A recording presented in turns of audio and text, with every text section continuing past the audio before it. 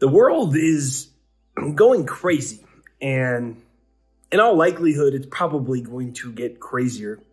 In fact, basically the cycle of human history is a bunch of crazy people doing a bunch of crazy things with very small intervals of non-craziness. And that's basically all of human history. Maybe that's why the aliens have never come. Maybe they're looking down and saying, wow, those people are absolutely insane. We should stay up here. Who knows? But in this video, I'm going to break down 7 things to help you navigate all this craziness. There's a lot of stress, fear, worry, there's death, there's disease, there's all this crazy stuff happening. And I'm going to give you 7 things that are going to help you succeed, prosper, find peace, solace. And these are things the news isn't going to tell you, and most people aren't going to tell you because, quite simply, we're pretty brainwashed. So there's no doubt the world's getting crazier, right? We've got another war, and that's not even to mention all the other covert wars that seem to always be happening. You have protests all over the world, like basically uprisings. You have governments and financial institutions freezing people's financial accounts, millions of people that are locked out of the financial system right now, people who've been shut off from protests. You've got in crazy political divisions, and not only within countries, but also globally. You have record energy prices. Oil is astronomical. I was in California yesterday and it was over $6 a barrel. That means that there's going to be a lot of people that they can't afford to heat their house. They can't afford to go to work. I mean, they can't drive. They go into debt. I mean, this perpetuates a cycle of a lot of death, illness. A lot of crazy things happen when energy prices get out of control. That's probably not going to stop. You have crazy inflation, record levels of inflation in a lot of places in the world. So what that means is the cost of living gets too much for a lot of people. And, you know, there's always something new. We go on and on and on and on, right? And I'm going to give you 7 things that are going to help you navigate all of this, retain your sanity, retain your peace, detach from it, help you achieve more, help you make more money, help you contribute to the world in a positive way and make the world a better place. And these are the 7 definitive steps to navigate the insanity. So if this is your first time watching, my name's Jake with JakeDucey.com. And I think you're really going to enjoy this video. Let me know where in the world you're coming from. You know, this craziness is happening all over the world, right? I'm in the Southwest of the United States. And, you know, I believe that we're in the midst of it's a great reset or a great reckoning versus a great awakening. There's just another way that we can navigate all this turbulence, and I want to talk about it. It's the same way when a plane needs to get to a certain elevation when they're flying so that the flights are smooth, so to speak, that they're smooth sailing. You have to get to a certain level. And this is the exact same thing we're elevating. We're elevating our awareness and we're elevating our consciousness. Make sure you hit the like button on this video, and right there down below is my free success hypnosis. It's jakeshypnosis.com. It's right there down below. So you go ahead and you can check that out. I always say brainwash yourself before the world brainwashes you, because there's so much crazy stuff, whether it's economics, whether it's health, whether it's war. It's easy to get brainwashed by the world and to basically create our own misery even worse than it needs to be, because I think life can be pretty good. And the first thing is this statement from Wayne Dyer. I intend to feel good. I intend to feel good. Make that a conscious mantra. I intend to feel good. And it sounds new age, or it's like, well, there's people suffering in the world. There's people dying. There's people that can't afford their rent or their gas. But Wayne Dyer said it best. He said, you can't feel bad enough to make somebody else feel better. You can't feel sad enough to make somebody else happy. You can't be poor enough to make somebody else rich. You can't be dead enough to make someone else alive. You can't be mad enough to make somebody else peaceful. You can't be mad enough about the world to make the world more peaceful. You can't be anxious enough to make the world less confusing and stressful. And that's why Mother Teresa said, I'm not going to the anti-war protests. Let me know when you got a pro-peace one. You can't feel bad enough to make somebody else feel better. So the only answer is intending to feel good. When you make this your conscious mantra, which is super important right now, because the social media algorithms for years The news for years has been designed to do the opposite. And so you've got a collective consciousness where the unconscious mantra is, I intend to feel anxious and I intend to feel angry. I intend to feel self-righteous. I intend to feel vindicated through my emotional turbulence. Therefore, blah, blah, blah, blah, blah. I intend to project all my anger. I intend to make excuses for everything in my life and then blame everybody else, right? And if you don't consciously make the mantra that you intend to feel good, you automatically give up your own free will to control your life. So I intend to feel good. Repeat that statement. It's what connects you to your purpose in life.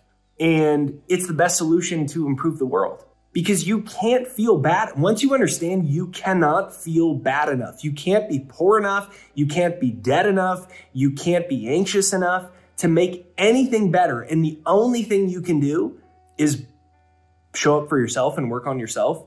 And when you intend to feel good, that has a ripple effect, the same way that constantly feeling anxious and angry and all of these emotions has a ripple effect into the collective consciousness.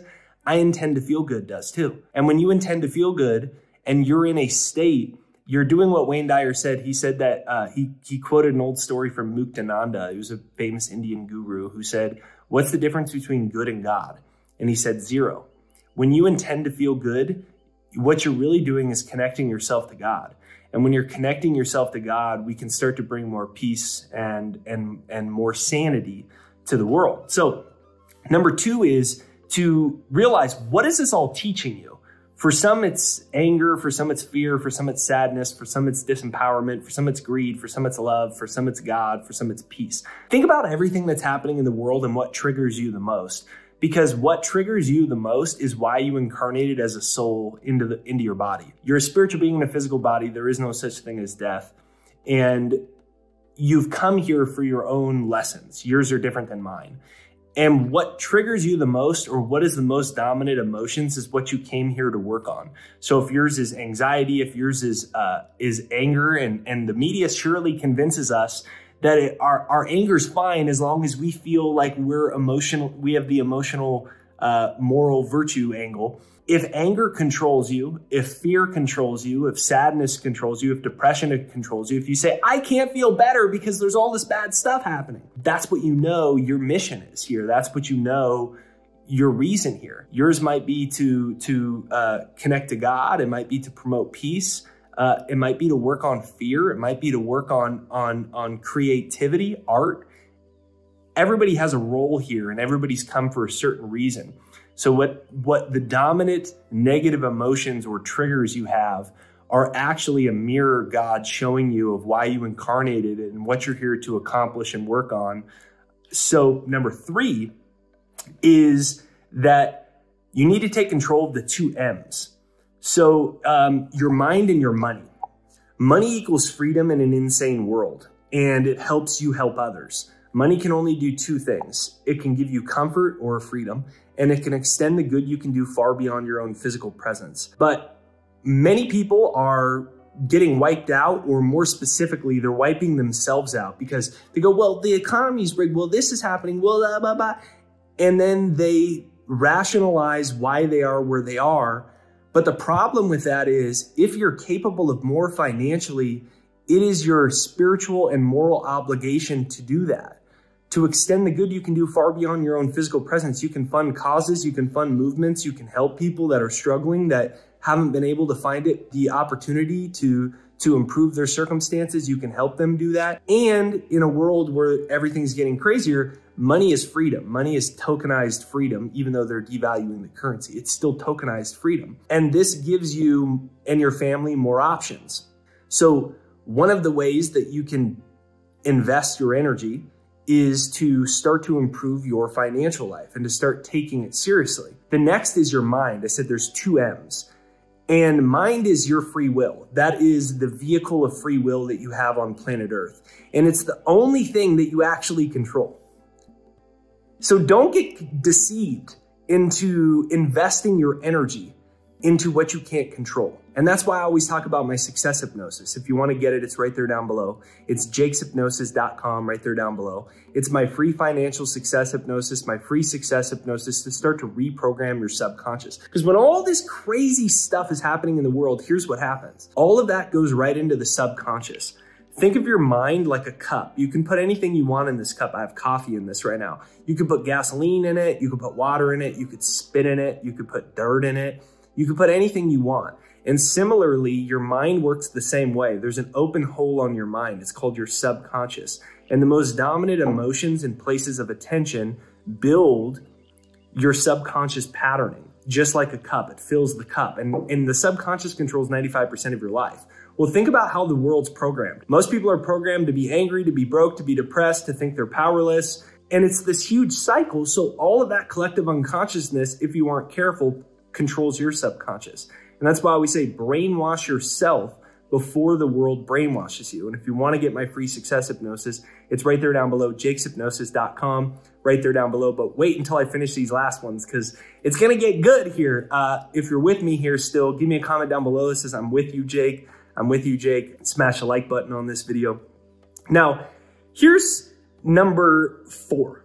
And this is where it gets pretty important. Remember this statement. That's not part of my belief system.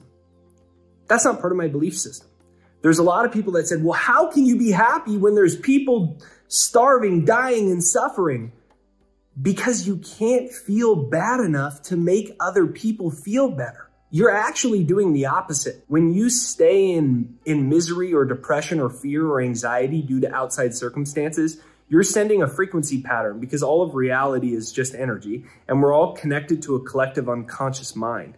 And so what you're doing is sending frequency patterns to the collective unconscious mind of more fear, more stress, more worry. That's not what we need. We need the opposite of it. We need people that will come alive. We need people that will detach themselves from the mind and emotional matrix and show other people the way to spiritual liberation, mental liberation, and freedom from this crazy matrix. So that's not part of my belief system.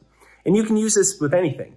You can use it with your, you decide you're going to get motivated and you're going to improve your financial life. But then someone's like, well, how are you going to do that? The economy and there's all these bad things happening and we're all going to die and we're going to go into this big, and you say, thank you. That's not part of my belief system.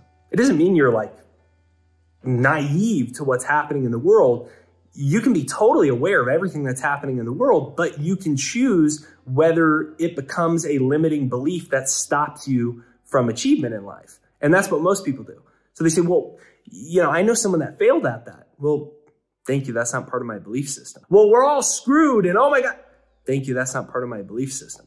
You have free will. Your conscious mind is only responsible for 5% of your life, but your conscious mind has the ability to accept or reject any ideas. And you have to start to, in essence, put a hand over the cup so not all the crap from the world goes into your cup, into your subconscious mind. Think of your subconscious mind as the contents inside the cup and the conscious mind as the hand over the cup that can block things. That's not part of my belief system. You can comment that down below. That's not part of my belief system. Seriously, ingrain this statement into your head. That's not part of my belief system. Right there down below. Now, number 5 is thank you, but no thank you. Thank you, but no thank you. Well, what about this and what about that and all these bad things? Blah, blah, blah, blah. Thank you. That's not part of my belief system. Thank you, but no thank you. What are you doing here? You're taking control of the second M. We talked about the 2 M's, money and mind. The second is mind. You're exercising your own free will as a creative being, as a spiritual being. And you're moving out of reactionary consciousness and you're taking control of your own destiny. What the world needs is more people that take control of their destiny. And when this happens in mass, that's when we'll start to see positive, beautiful changes. So thank you, but no thank you. So when someone comes with the drama, when somebody says, oh my God, this super bad thing, and oh my God, you should be angry, and oh my God, you should be scared, and oh my God, this is, you just go, thank you, but no thank you. I get it. This thing's happening. Susie said this and Bobby said this, and oh my God, it's this drama. I get it, and it's cool. But right now, I've decided that I'm going to take control of my destiny right now. I'm going to become the happiest, healthiest, wealthiest, most free version of myself.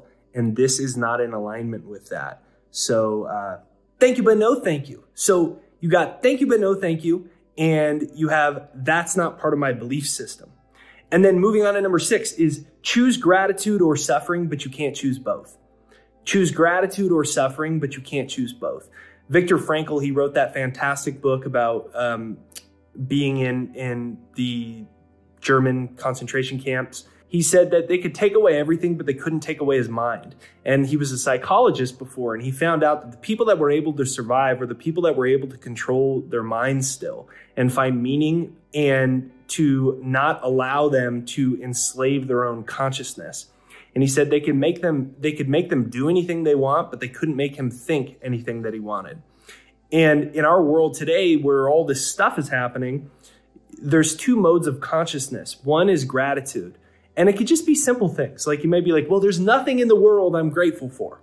Well, what about the fact you had hot water? What about the fact you woke up today? What about the fact that you have the money for a phone or a computer watching this? What about the fact that you have the money for internet? What about the fact that you had clean water to drink? What about the fact that there's other people in the world that had clean water to drink? What about whatever you ate today? Just simple things that are domino effects that get you back to the second M, which is mind, which is free will, which is controlling what you can control and not to be deceived to invest your energy into what you can not control. And then last but not least is, if you haven't yet, download my free success hypnosis to reprogram your mind and take control. So this was the 7 steps to navigating the craziness of the world. If you enjoyed this video, make sure you hit the like button on it. Give me a comment right there down below. Let me know where in the world you're coming from or one thing that you are grateful for. I want to wish you a beautiful day wherever you are in the world. And if you haven't yet, make sure you hit the subscribe button, the bell notification, all that fun stuff. The bell notification is what notifies you for new videos. So even if you're already subscribed, just double check if you hit the bell notification. About to go outside in a minute and go hiking with my wife and my baby. It's a beautiful day today. Gonna go see those gorgeous red rocks. That's one thing that I'm grateful for. My beautiful wife, my beautiful baby, they're both healthy. And so am I, and hopefully so are you. So be sure to get my free success hypnosis right there down below, pinned to the comments and in the description. I want to thank you for watching today's video. Remember, I intend to feel good.